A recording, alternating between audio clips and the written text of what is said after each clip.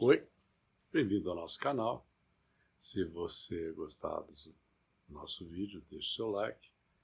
Se você achar que o nosso conteúdo é interessante e pode ser útil, inscreva-se no nosso canal, compartilhe, explore os outros vídeos que a gente tem postado. E se você quiser a nossa ajuda, comente, pergunte, discorde, concorde. Hoje eu quero falar para vocês sobre uma coisa bastante comum, um hábito bastante comum entre os humanos, que tem até um nome próprio, que é o hábito de deixar para depois. O nome é procrastinar, que é o ato de adiar, deixar para depois, postergar. O que é o mecanismo de procrastinação?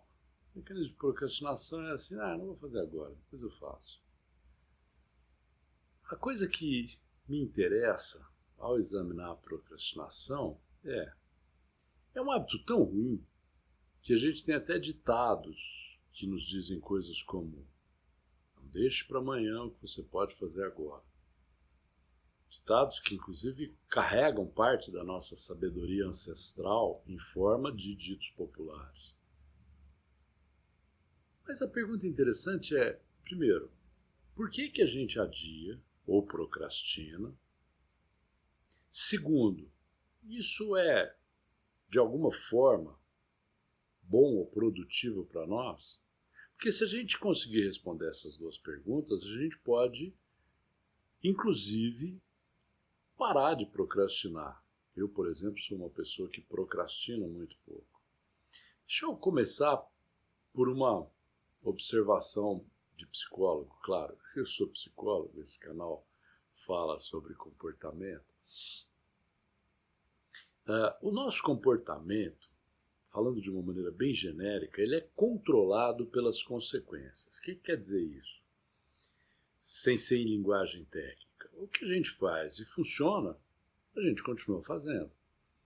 Ocorre que funcionar não é necessariamente o resultado que a gente mira, que a gente coloca como meta, mas pode funcionar de uma maneira não muito perceptível e o comportamento começa a se repetir por causa dele funcionar. Deixa eu imaginar uma situação qualquer. Eu tenho um trabalho para entregar e eu olho aquele trabalho que eu tenho para entregar, aquilo começa a me gerar uma grande angústia e eu não sei por onde começar direito, minha cabeça vai ficando confusa porque minha ansiedade está crescendo, porque minha angústia está crescendo. Eu falo, não, peraí, deixa eu jogar um pouquinho para esfriar minha cabeça. E adio o início do trabalho. Na hora que eu adio o início do trabalho, eu sofro uma súbita e instantânea redução da ansiedade e angústia, minha cabeça distrai e eu vou lá para o joguinho do computador em vez de começar o trabalho que eu tinha que fazer. Esse alívio instantâneo da angústia, embora não seja o objetivo do meu trabalho, ele é o resultado concreto do momento em que eu adiei o meu trabalho para daqui a pouco. Porque eu realmente diminuí a minha angústia naquele momento. E embora eu ainda tenha o objetivo e o prazo e a obrigação de entregar aquele trabalho, aquela redução da angústia reforça na minha mente, às vezes até, na maior parte das vezes sem que eu perceba, a ideia de que adiar é legal, porque adiar já reduz a angústia. E aí eu termino o joguinho, volto para a tarefa e quando eu volto para a tarefa, uma das coisas que aconteceu no momento anterior é que eu fiquei angustiado com a confusão. Quando eu volto para a tarefa, a angústia diminuiu, mas a confusão continua igual, porque eu não comecei a tarefa.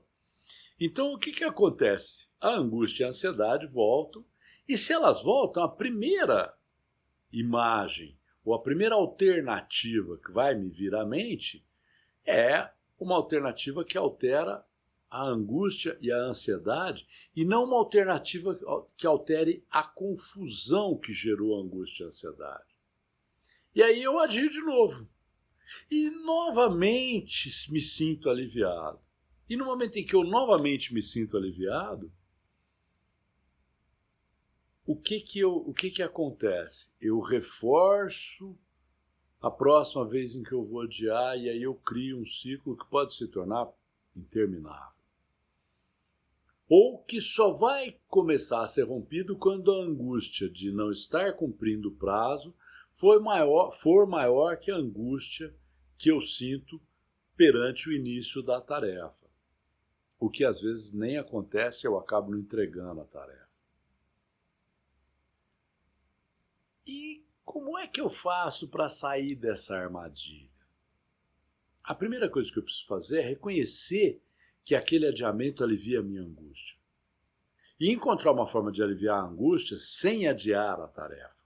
Por exemplo, tá bom, eu só vou jogar o joguinho depois que eu terminar o primeiro parágrafo. Eu só vou jogar o joguinho na hora que eu tiver andado 15 minutos no meu trabalho, ou qualquer coisa assim. O que acontece? Na hora que eu dou o primeiro passo, digamos que é um texto que eu estou escrevendo, ou digamos que é uma caminhada que eu tenho que fazer.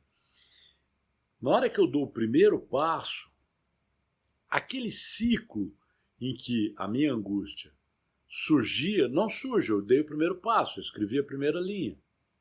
Se vier uma outra angústia, ela vem numa posição diferente. Então, mesmo que depois de 3 parágrafos ou de 15 minutos eu falo, não, agora chega, vou dar uma parada, o impacto daquilo não é reforçar na minha mente a ideia de adiar. E aí, embora às vezes eu não consiga terminar a tarefa no prazo, eu não estou criando uma armadilha para mim na próxima tarefa.